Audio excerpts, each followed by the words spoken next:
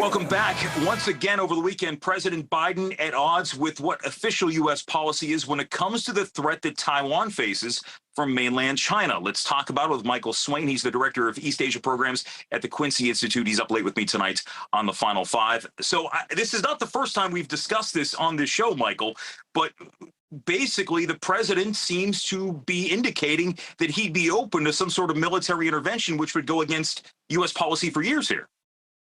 Well, he's not only said he's open to it, he said the United States will intervene.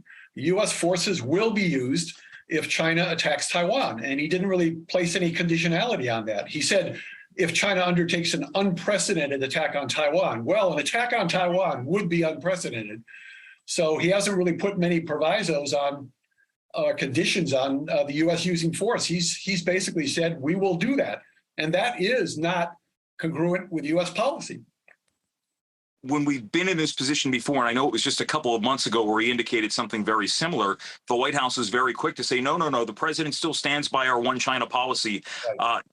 And I'm curious, when it comes to foreign policy, how many times, and this is not the first administration where we've had to do this, where the president will say one thing and his advisors will say, well, what he meant to say was this. This does not cast a good focus on the connection, or rather the disconnect here.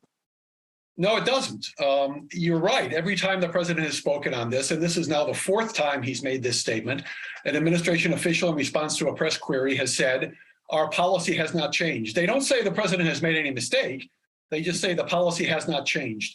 But they don't explain how a U.S. commitment to intervene militarily in a Taiwan conflict with China is not a change in U.S. policy, because U.S. one China policy does not explicitly commit the United States to doing that. President Biden has done that. What makes this even more important is that he did this on a news program, 60 Minutes. This was not an off-the-cuff, seat-of-the-pants response to a press query as he left the podium. This was part of a presumably pre-planned, arranged interview. And he was asked specifically on Taiwan. He was probably told in advance he'd be asked on Taiwan. And he gave this answer. And then, of course, people had to say, well, no, there's no change in policy. And the two just simply don't fit. And there's no explanation to how they would fit. With this administration right now, and we look at, we saw what happened with Russia and Ukraine, and I feel as though that sort of had people thinking of the what-if scenarios. If we saw this happen in China, if we saw this happen with Taiwan, when you look at the policies of this administration over the last 2 years at this point, almost 2 years, and where we saw it go during the Trump era, is there much of a difference in the approach between, in your estimation, between the U.S. and China then and now? I think there is something of a difference. I think the Biden administration is, in general, more restrained in its rhetoric. Despite this variation by President Biden, I think they've been fairly consistent in their messaging. They haven't been all over the map, which is what the Trump administration was. And they haven't also been, on the negative side, as vociferously critical from an ideological, et cetera, point of view that the Trump administration or some senior Trump officials have been. So there's more, if you will, there's more consistency there. There's a little bit more restraint.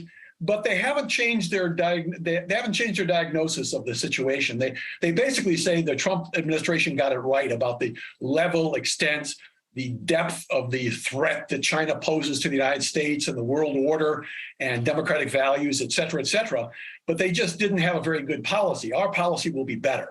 But they haven't really rolled out, despite their consistency in their messaging, they haven't really rolled out a better policy. They haven't really spoken to how to strike this balance with the Chinese between, on the one hand, being tough where you need to and not compromising on the most vital U.S. interests, and on the other hand, trying to work with the Chinese, develop a basis for some kind of relationship with the Chinese where you can address those issues where there really are deep common interests for the two countries to cooperate. And there are. Climate change being one very, very big one. And when you're China and you're hearing the president say this once again, how does this change their approach? I mean, we're almost back in a Cold War status with Russia right now. You know, is it plausible to say that we might have that sort of standoffish relationship with China if the president is going to keep miscommunicating what longstanding U.S. policy has been? Sure. I mean, we already have a kind of standoffish policy with China. The administration basically says we're keeping the channels of communication open. Yeah. That's not good enough.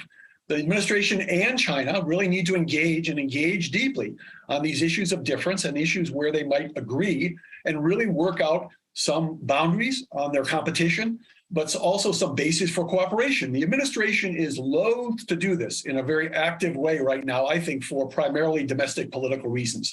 Biden can't look weak on China. So he can't look like he's looking for a basis for some level of deeper understanding with the Chinese. And so he resorts to what he regards as a really tough message. And I think he's influenced in part also by what he's seen in Ukraine. Here's Russia has invaded a sovereign independent nation. And, China could do the same with Taiwan, even though the United States does not recognize Taiwan as a sovereign independent nation. The United States, in fact, does not see Taiwan as a state per se. It has only unofficial relations with Taiwan. And yet here's the president making this kind of a security commitment, a commitment, by the way, which to my understanding goes beyond the kind of level of commitment that we make even to our formal treaty allies. So for him to say this, again, it really is something that requires much greater clarification on the part of the U.S. administration. Because it really is endangering. It's not just a misunderstanding. It really is endangering peace in the Western Pacific. What the president meant to say is not sustainable, regardless of what the administration, who may be in the Oval Office. Michael Swaine, I have to leave it at that. Thanks for joining us tonight. Good to see you. Great. Good to see you. Thanks a lot. And the Final Five is back right after this.